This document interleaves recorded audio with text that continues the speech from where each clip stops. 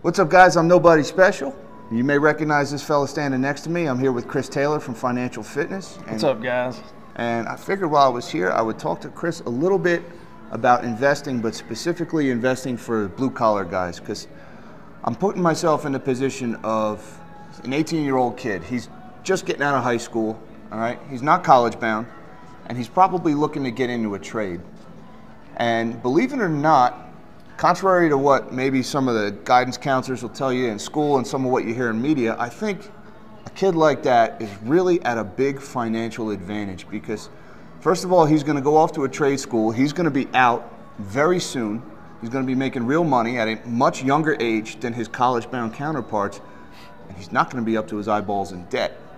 And I want to talk to someone that age right now because you really have to understand the advantage that you have in front of you. And share the video with somebody. If you know a kid that doesn't really know what to do just yet, this might be a good video to send to them. Yeah, and that's always the thing. How do we get this information out to that 18-year-old kid or that 20-year-old kid?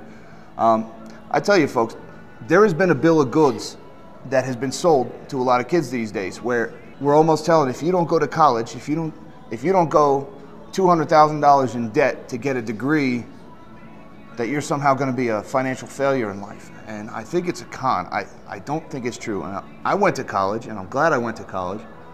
But I can tell you, I didn't really start earning real money with my college degree until I was about 27 years old, almost 28 years old. Now that kid who went to trade school at age 18, maybe got out and started earning at 20, he's got a 7-year advantage over 27-year-old me. That's 7 more years that he has for his investments to soak in the market and to build that wealth. And ask anybody, wealth is not earned, it's built. It's built over time and through discipline. It's not about the size of your paycheck, it's about your discipline and about your approach and how much time you give it to work. Yeah, so your most important asset is time. It all comes down to assets, guys. You know, your assets and your liabilities. Your assets pay you to own them. Your liabilities cost you money to own them. All your side-by-sides and your boats and all that stuff that we get so wrapped up in that's so important for the time that ends up being worthless later or not worth near as much as what you paid for it. So the young guys, this really eats them up because they want the nicest truck and the newest side-by-side and all these things that are not necessary. Because if you can think of your time as an asset and the things you buy that pay you. First, I want to mention the book, The Richest Man in Babylon. That's a must read for you guys. When you're on your way to work, when you're on, just stick it in your ear. You can get it free on YouTube, I'm pretty sure. And Rich Dad, Poor Dad. Those 2 books changed my investing career. You know, it's like, hey, buy things that pay you to own, dummy. Quit spending your money on stupid stuff. And I get it, we don't have a full deck of cards till we're 28, 30 years old. I mean, I'm sorry, guys, it's the truth. Most people, and every now and then you'll see an anomaly. I run into kids sometimes like, hey, yeah, I got to rent a house. I said, really? That's all, 23, 24. It's like, as soon as you start feeling that cash flow, it's wild. It's like, whoa. So if I buy that thing, I don't have to trade my time for money, and that thing pays for your side-by-side. Your assets pay for your lifestyle. I wish I'd have figured that out sooner. You know, I heard a quote recently. It was Warren Buffett. You may have heard of him. He has a quote that says, figure out a way to get paid in your sleep or you're going to be a slave your whole life. And Chris, you hit the nail right on the head. When you buy things that pay you to own them versus buying things that you pay to own, you are making such a big difference in your life. You're getting paid in your sleep, that rental property. And it's not just the rent that you're collecting on that property, the tax advantages of it and all the write-offs that you get going along with that, versus say you buy that nice side-by-side or that boat or that truck, right? Well, you've got registration, you've got insurance on that thing, you've got upkeep on that thing, you've got to put fuel in it, you've got to change the oil in it, it broke down, you've got to pay a mechanic. Man, the dollars are just piling up, piling up, piling up, versus the guy who went and bought that investment property, his dollars are piling up in the positive column because he's getting paid to sit on that property. And I'm telling you, you young guys, what an advantage you have at this early age, because you don't figure this out until late in life, but there is this axis, right? And right now you've got all the time in the world. You don't have a lot of money yet, but you got all the time in the world. And as you age, you're going to find you slowly build up a little bit more money, but you're running out of time. versus when you're older, you've got all the money in the world, but now you're out of time. All right, so when you're in those younger years right now, this is when you are really going to build wealth. This is when you can pay those dividends later in life. And I tell you, ask anybody who's nearing retirement, ask anybody who's in their 50s, and they'll tell you, I wish I had just started 5 years sooner or 3 years sooner. An extra 10 grand in your 20s turns into 6, maybe even 7 figures in your 60s. I mean, the difference is night and day. And you blue-collar guys that are going into those trade schools, you've got a real advantage over your college counterparts because you have those extra years of earning that they don't have. You will always, that's one thing about having a trade, and I push welding. I have a welding channel, it's called Taylor Welding, and I'm giving out tips and tricks to get young men and women into the trades. And it doesn't have to be welding, it can be electrician or whatever you want. You don't have to do that trade the rest of your life. You can always fall back on it. It was one of the best things for me. As a welder, I could jump in, I could make money when I needed to, and I could go do something else. I could go try to create a business. I could do, you know, whatever I wanted to do, and I always had something that would feed me because it's, you know, it's a supply and demand thing. They're needed. I think we need like 50,000 welders or something. It's crazy.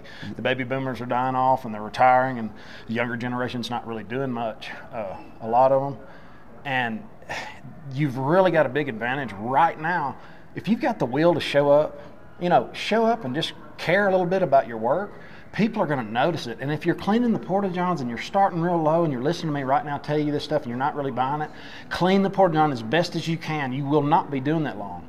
If you run at it like a bull, I'm serious, you have to give it all you got. You have to bring value everywhere you go, period. And you're only worth the value you bring. You know, and you're only going to get paid what the market decides what to pay you.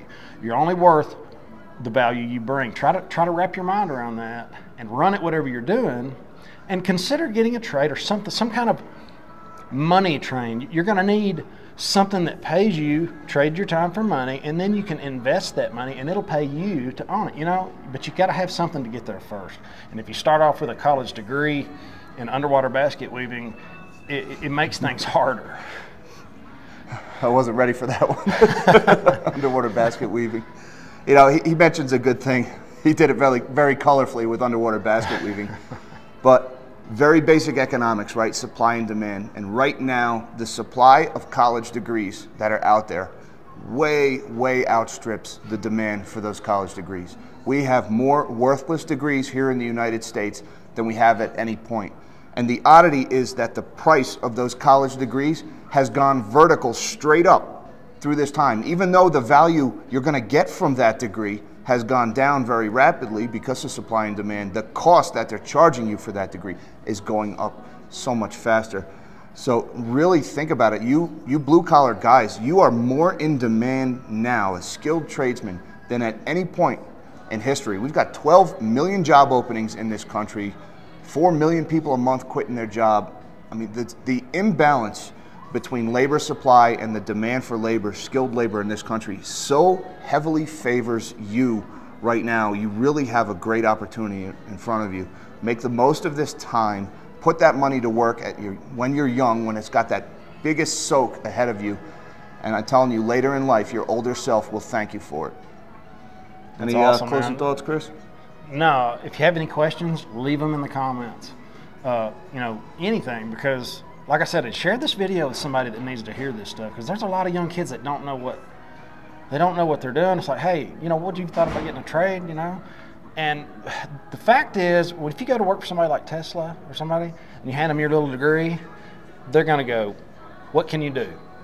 What can you do? That's the question. What can you do? So, you know, keep that in mind as you sign up for college and even go to trade school. And if you need any help, you can leave a comment on my channel, Financial Fitness or Taylor Welding.